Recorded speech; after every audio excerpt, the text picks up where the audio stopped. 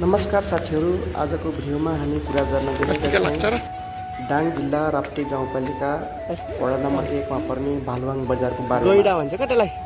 यो बजार अहिले लुम्बिनी प्रदेशकै एक सबैभन्दा तीव्र गतिमा बढ्दो सहरमध्ये पर्छ। भालुवाङ राप्ती नदी किनारमा बसेको इतिहास र सम्भावनाले भरिएको सुन्दर बजार हो। भालुवाङ बजार डाङको दक्षिण पूर्वी भागमा राप्ती गाउँपालिकाको मुख्य व्यापारिक केन्द्रको रूपमा परिचित छ।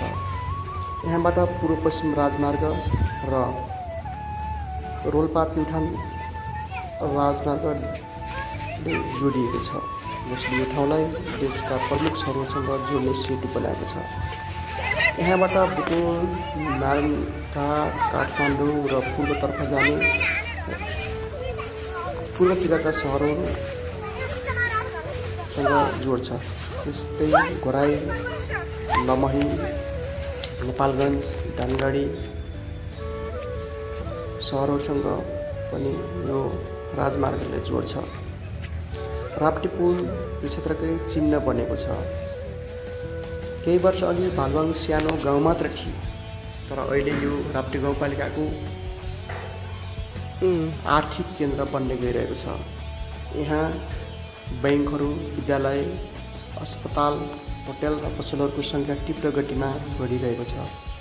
जनसङ्ख्या पनि बढ्दै गएको छ र ग्रामीण बस्तीहरू विस्तार हुँदै बजार क्षेत्रमा मिसिरहेका छन्। भालुवाङ बजार मुख्य रूपमा कृषि र व्यापारमा आधारित अर्थतन्त्रमा चलेको छ। वरिपरिका गाउँहरू जस्तै गोबरहिडा, पथरिया, पाखापानी, अर्घाची जिल्लाको लापे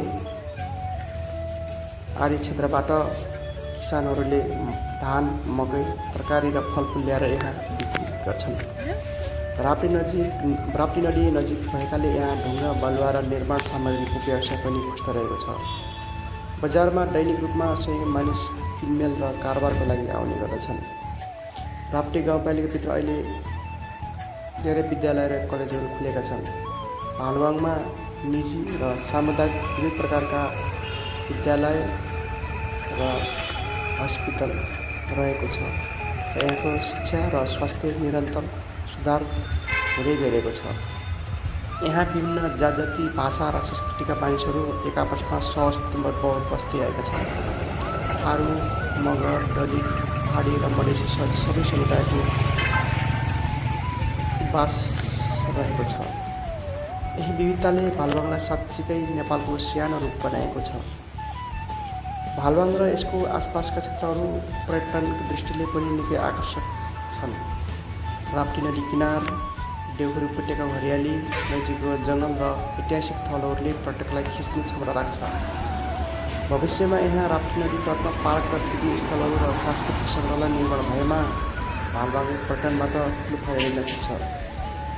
राप्ती गाउँपालिकाले अहिले सडक, खानेपानी र व्यक्तिगत परियोजनाहरूमा जोड दिइरहेको छ।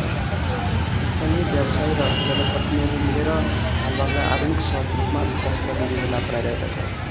यदि यो योजना सफल भयो भने केही वर्षमै भालुवाङ डाङको प्रसिद्ध सहर बन्ने पक्का छ।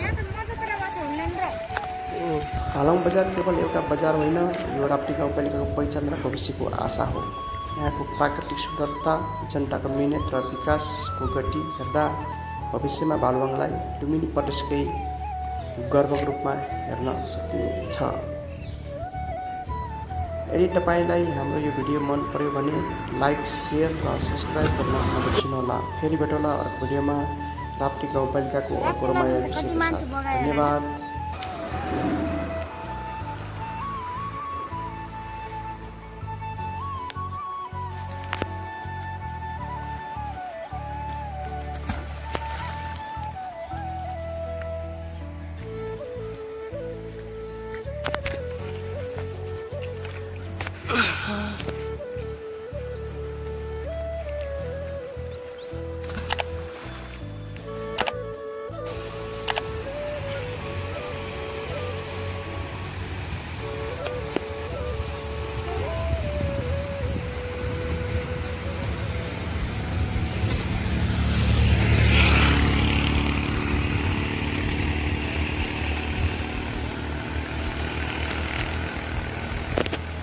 Ini.